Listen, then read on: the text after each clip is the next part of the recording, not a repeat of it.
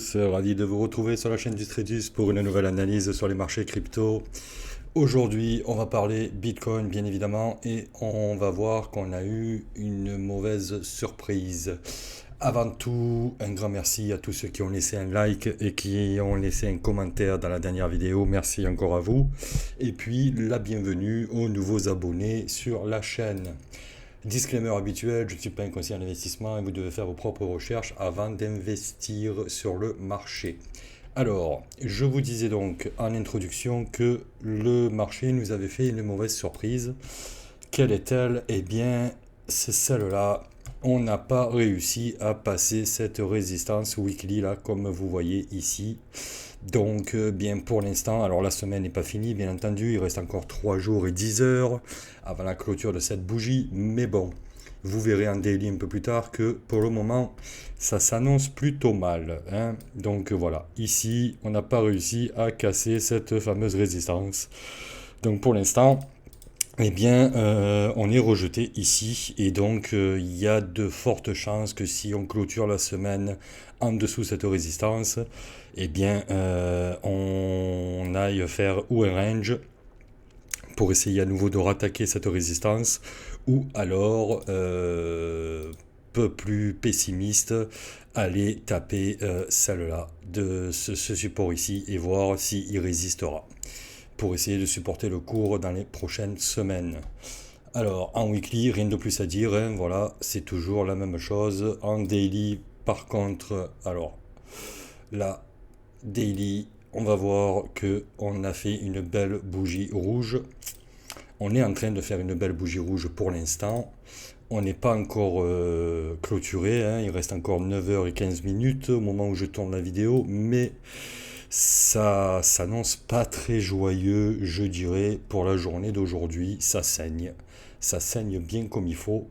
Et on constate que, eh bien voilà, on a bel et bien été rejeté par cette résistance daily au 43 935. Et donc, voilà, il n'y a rien de plus à ajouter sur le coup, hein. On voit bien que on n'arrive pas à la passer. On a essayé de la travailler ici, de la transformer en support. Malheureusement, ça n'a pas réussi. Et donc aujourd'hui, eh bien, un joli mouvement baissier. Si on se met les vagues en daily, eh bien, rien n'a changé pour l'instant, hein. On est toujours avec notre point haut ici du 10 février, ça ne bouge pas. Et puis, eh bien, voilà, hein, on est malheureusement en train d'aller direction le prochain support au 40 500. Voilà, il faudrait que celui-là tienne pour pas que l'on descende, pardon, plus bas.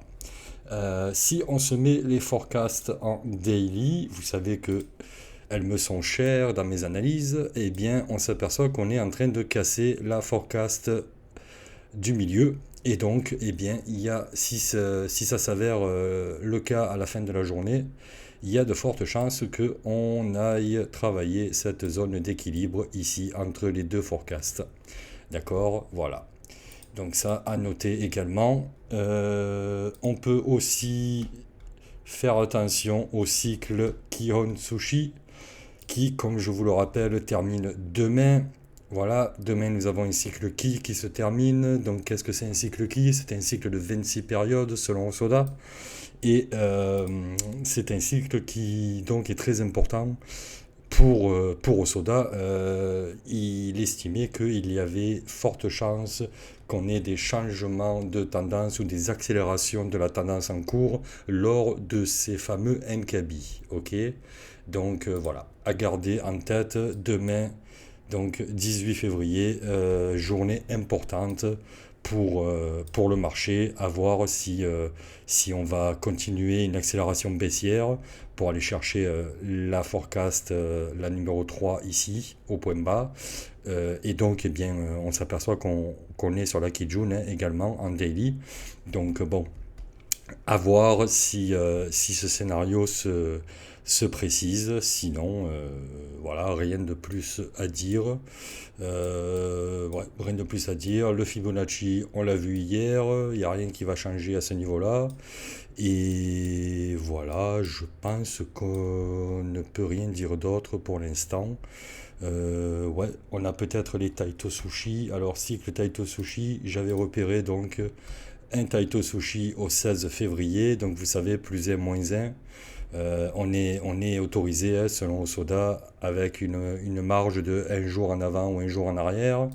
Donc, eh bien, ça correspondrait à la journée d'aujourd'hui. Donc, hein, voilà, où on voit qu'on a une belle accélération baissière. Donc, encore une fois, Taito Sushi très pertinent également sur le cycle du temps d'Osoda. Pour les nouveaux sur la chaîne qui ne savent absolument pas de quoi je parle, je les invite à aller visiter la playlist qu'il y a sur ma chaîne qui s'appelle Ishimoku selon Osoda, théorie du temps. Donc voilà, je vous invite à aller regarder la vidéo, voir les vidéos que j'ai faites à ce sujet pour en savoir un peu plus. Alors, en 4 heures, qu'est-ce que nous allons voir en 4 heures? Nous avons, je crois bien, une belle bougie baissière qui s'est formée. Voilà, c'est ça, qui est en train de se former ici, hein. Et donc, eh bien, on est sur le point de croiser Tenkan Kijun à la baisse. Si je cache les prix, voilà, vous le voyez ici. Laissez-moi vous montrer ça. Là, voilà, on n'a pas croisé encore, mais on est sur le point de le faire si ça continuait de la sorte. Au niveau des vagues en 4 heures, eh bien, que voyons-nous? On voit que une fois qu'on aura croisé ici, on aura validé ce point D et donc on pourra tracer à nouveau un mouvement provisoire jusqu'à, ben, on verra jusqu'où le mouvement s'arrête. Mais pour l'instant, on est bien dans une phase baissière, je dirais, hein. Donc si on analyse le marché en 4 heures avec un peu de recul, on s'aperçoit qu'on a une vague N ici à la hausse, suivie d'une vague S. D'accord? Et malheureusement, cette vague S n'a pas été suivie d'une vague N, en tout cas pas pour l'instant, hein. Le mouvement ici est provisoire, toujours, hein. Tant qu'on n'a pas croisé à la baisse, on ne peut pas valider. Mais bon, pour l'instant, on est toujours dans une vague qui semblerait être une vague P. Donc vague P, rappelez-vous, ça annonce en général ou un range ou un retournement de tendance si c'est suivi d'une vague Y. Donc voilà, là pour le moment on est sur une vague P ici, si on venait à clôturer ce mouvement-là, qu'on venait à le valider. Et donc derrière, eh bien, on enchaînerait avec une vague N baissière. Voilà, donc c'est pas très joyeux pour le moment à court terme, malheureusement. Voilà, je pense qu'on a fait le tour sur le Bitcoin, c'était assez rapide. On peut aller faire un tour sur l'order flow. Alors l'order flow, rappelez-vous hier, je crois qu'on était à ce niveau-là au moment où j'ai fait la vidéo et je vous disais donc que j'avais la crainte que le marché fasse un mouvement à la baisse pour aller chercher les liquidations qui, pour moi, se trouvaient donc à ce niveau-là, à ce niveau-là et à ce niveau-là, voire même à ce niveau-là ou à ce niveau-là. D'accord? Donc pour le moment, on voit qu'on est venu chercher ce niveau, on est venu chercher ce niveau et on est venu chercher ce niveau. Donc, eh bien, voilà, si d'aventure ça venait à continuer de la sorte, il y a des chances que le marché continue sa descente pour aller chercher les liquidations ici et ici. D'ailleurs, ça n'a pas loupé, on voit le pic de liquidation ici, on a liquidé pour 16 millions il y a 1 heure et demie. On a liquidé pour 6 millions il y a 3 heures et là en ce moment on est en train de liquider pour 3 millions. Donc voilà, le marché se régale, il va chercher les liquidations de toutes les personnes qui ont longué sur ce mouvement ici. D'accord? Comment on sait ça? Eh bien on le sait par rapport au spread qui repassait de temps à autre dans le positif. On en avait une petite idée quand on a vu le ratio short-long qui augmentait et également les fundings qui étaient dans le positif. D'accord? Et donc, je vous avais dit hier que si on restait comme ça, il y avait de fortes probabilités pour que le marché fasse exactement ce qu'il est en train de faire. Donc voilà, ça n'a pas loupé. Et qu'est-ce que je constate? Eh bien, je constate que pour l'instant, on est toujours sur un ratio short-long qui explose en long. Donc apparemment, les gens continuent à foutre du levier en pagaille sur ce mouvement baissier. Je pense qu'ils essayent d'acheter le dip.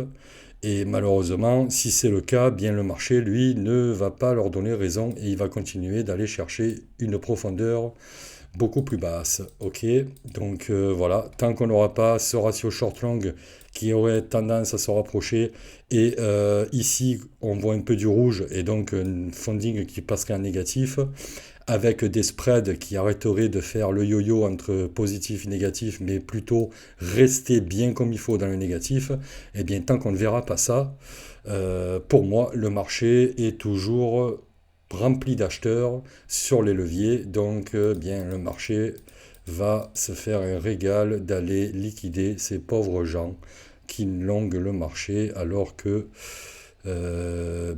pour l'instant ouais, on n'est pas du tout sur une tendance où on pouvait marquer un bottom et repartir à la hausse. En tout cas, c'est pas ce que je vois selon l'order flow à mes yeux. Donc voilà, pour l'instant, on est sur du rouge, ça saigne, et à mon avis, pour l'instant, c'est pas prêt d'arrêter. Donc voilà, il y a des chances qu'on voie le marché venir chercher peut-être les liquidations aux 41 500. Voire même peut-être mécher un peu plus bas, hein.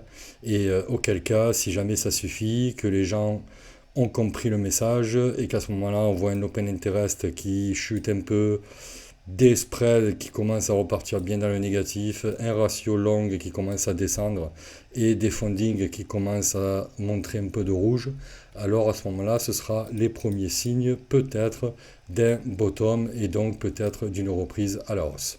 Ok, voilà, je pense que sur le Bitcoin, on a fini pour aujourd'hui. Nous allons passer donc à la rubrique suivi de trading quotidien, et donc comme vous vous en doutez, le trade sur lequel on est engagé avec la chaîne Dustredus, eh bien pour le moment on est la tête sous l'eau les amis, donc eh bien on retient notre respiration. On espère que les gens sur les dérivés vont pas trop foutre du levier en longue, histoire que le marché ait récupéré assez de liquidation et qu'il puisse repartir à la hausse. Mais bon, ça s'annonce plutôt mal, je dois dire.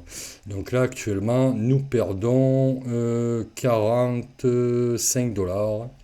Voilà, sur un risque de 50. Donc bon, ben, on va bientôt être stoppé si ça continue comme ça. Voilà. Donc si le marché va bel et bien chercher les liquidations aux 41 500, je pense qu'on sera hors de ce trade. Mais par contre, ça pourrait annoncer éventuellement un nouveau setup pour cette fois-ci shorter le marché et jouer donc la vague N qui serait en train de se dessiner du coup.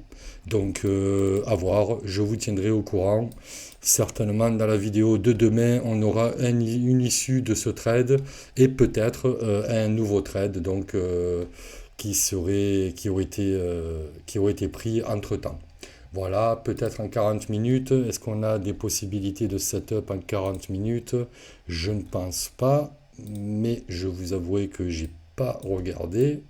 Alors, oui, effectivement, on avait une possibilité de setup en 40 minutes. Malheureusement, je ne l'ai pas prise.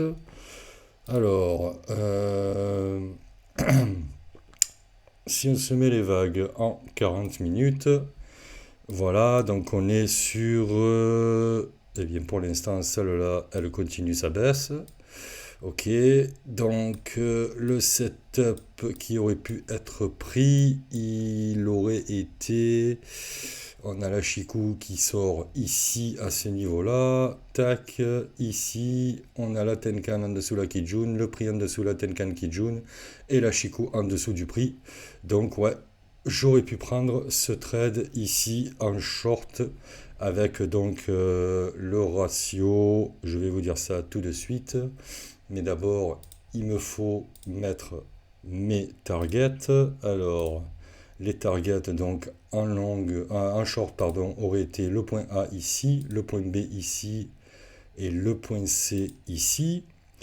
Donc bon ben on a chopé les trois targets N, V et E, d'accord, magnifique, magnifique. Donc ouais, comme quoi il faut se foutre des alertes de temps en temps et avoir les yeux rivés sur le marché si on ne veut pas louper les opportunités comme celle-là qui vient de me passer sous le nez. Alors, voyons voir juste pour de la pédagogie. Si on avait été devant l'ordinateur à ce moment-là, donc on aurait mis notre stop au niveau du point C, hein, comme l'indique notre setup, et donc on va chercher un ratio de 1 pour 1 minimum. Donc 1 pour 1, on est ici. Ok, et si on allait chercher l'objectif E, on aurait eu un ratio de 1,09. Bon, d'accord, et on aurait clôturé ce trade en gagne pour 54 dollars de gain. Ok, bon, ben malheureusement, celui-là, on ne l'a pas pris. Ok, eh bien, il n'y a plus qu'à espérer que notre trade en 4 heures reste vivant. Sinon, c'est pas grave, ça fait partie du jeu. Il faut pas perdre confiance dans le setup, puisque comme vous pouvez le constater, hein, il fonctionne. Donc voilà, bien, on n'est pas à 100% de réussite, hein, aucun setup ne vous donnera 100% de réussite, mais on a quand même les probas de notre côté, quoi qu'il arrive. Donc je reste quand même confiant, bien que ça s'annonce super mal, hein, je vous le cache pas, en 4 heures pour notre trade. Mais bon, sait-on jamais. Donc voilà, j'espère que cette vidéo vous a plu. Si c'est le cas, n'hésitez pas à la liker et à vous abonner. À me laisser des commentaires également pour me dire si vous voulez que j'améliore quelque chose au niveau de la section trading quotidien. Et puis voilà, moi je vous souhaite une bonne journée ou une bonne soirée et je vous dis à demain pour une nouvelle vidéo. Merci, ciao ciao.